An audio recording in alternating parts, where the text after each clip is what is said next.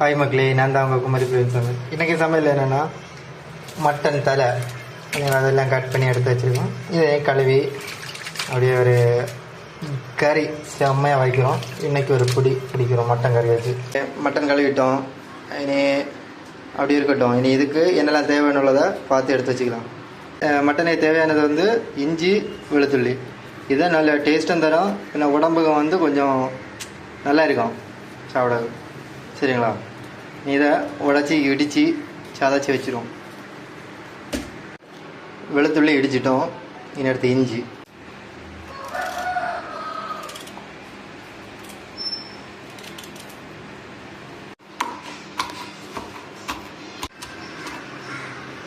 Okay, இடிச்சிட்டோம். இதை மாற்றி வச்சுக்கலாம்.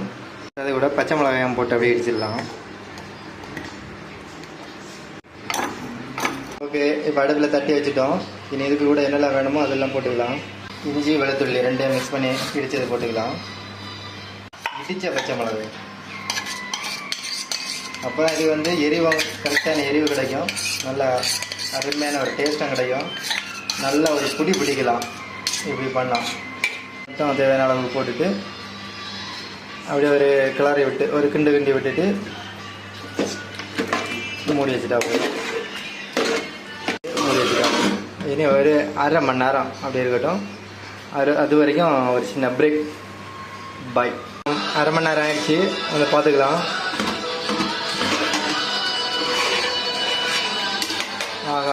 அடுத்து ஒரு கிண்டி விட்டுக்கலாம்.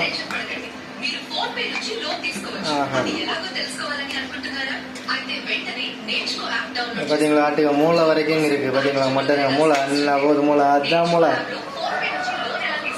அடுத்தது நமக்கு கிராம்பு, ஏலக்காய், ஜாதி, அப்புறம் வேறு என்ன இருக்குது, வேறு 1-2 சாதனங்கள் இருக்குது. அதுபோக இன்னும் 1-2 சாதனங்கள் எல்லாம் ஆட் ஆகும். பார்த்துக்கலாம் என்னென்னு.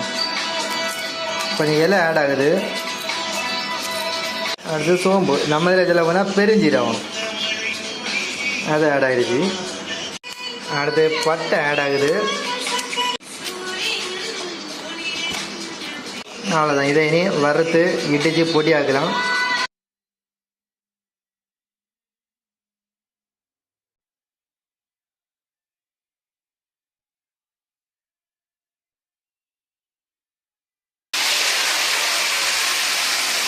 ஒரு கிண்டி விட்டுக்கலாம்.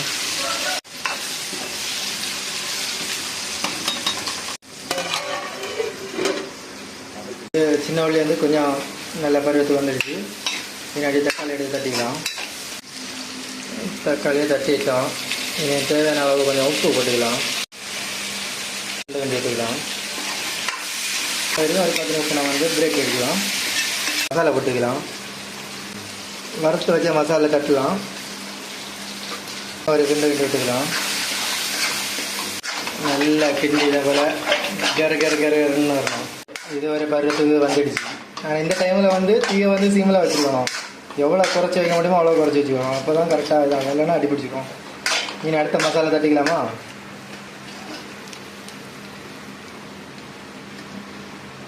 அதே மாதிரி கிண்டி அடிச்சு பகர்த்துற தான்.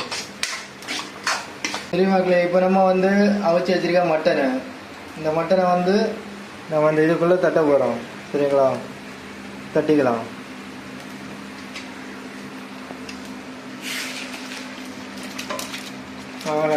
மூளை தான் ஃபஸ்ட்டு விழுந்துச்சு. பார்த்தீங்களா? நல்லா ஒரு கிண்டி மூளை கலங்காமல் கிண்டலாம். அதுதான் கிண்டு. சரியாளா? வாசனை இப்போவே ஒரு பிடிக்கலாம் போல இருக்கு.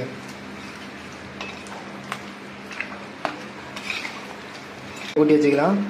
இன்னும் நமக்கு ஒரு 10 மினிட் பிரேக் எடுத்துக்கலாம். அதுக்கு முன்னாடி ஏதாவது மூடி வச்சுக்கலாம். இப்போ டேஸ்ட் பார்க்க போகிறோம்.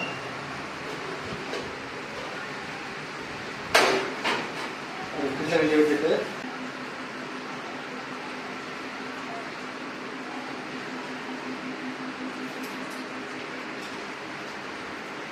அருமையாக மக்களை இதை வச்சு இன்னும் ஒரு பிடிக்கிறோம். சரிங்களா? நீங்கள் அதே மாதிரி ட்ரை பண்ணி பாருங்கள். அடிப்படையாக இருக்கும். ஃப்ரெண்ட்ஸு எல்லாரையும் ஷேர் பண்ணி விடுங்க.